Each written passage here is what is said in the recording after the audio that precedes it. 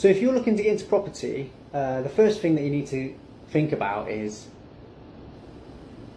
what kind of strategy do you want to go for?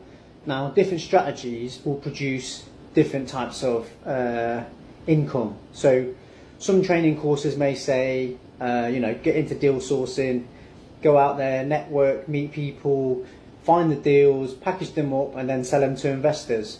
Now, that works. Obviously, if you master that strategy, then that's a good way to get into property with relatively, well, you can do that with no cash in the bank at all. But if your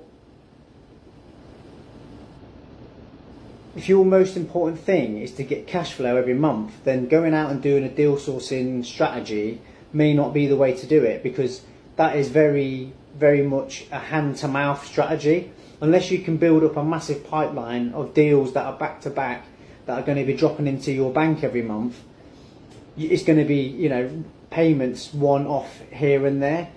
So that's like a profit strategy where you can make, small or large chunks of cash, over a period of time. Now, if you've got bills to pay, you've got your mortgage, your rent, outgoings, car, insurance, or whatever they may be, you want a regular, predictable income each month.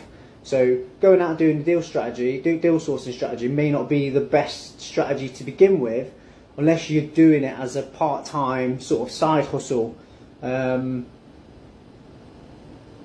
If in that instance, you'd probably want to go for more of a cash flow strategy where your income's more predictable. So something like doing the rent-to-rent strategy, purchase lease option strategy. You could build a service-based business in property, whether that's maintenance, cleaning, management, service accommodation management. Obviously with that you need to obviously have the product that you want to sell. That sort of strategy is very, very much predictable, because say for instance you're managing 100 houses, provided that you can keep those properties full and the tenants are in there and they're paying their rent every month, and you're taking a monthly management fee on that, you can basically predict what kind of income you're going to be getting each month.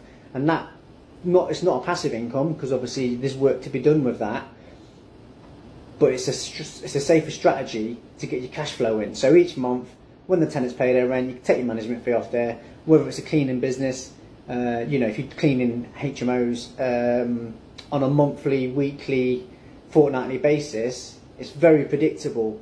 So that's the first thing to consider. Before you get into property, think about what it is that you want. Do you want chunks of cash, which is going to be very much hand to mouth? If you can't find the deal, then you're not going to get paid. Or do you want to go for, is cash flow more important to begin with?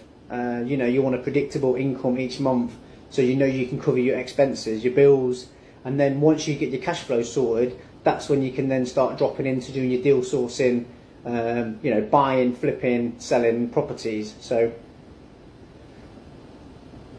that's something to think about, and I encourage you figure out where you are in your journey. If you've got a really good income coming in at the minute and it's just a side hustle, then maybe doing the deal packaging strategy, deal sourcing strategy might be a better option for you. If you are struggling for cash and you need predictable income, then going down the sort of service-based route, management route, rent-to-rent strategy, it's a bit more predictable.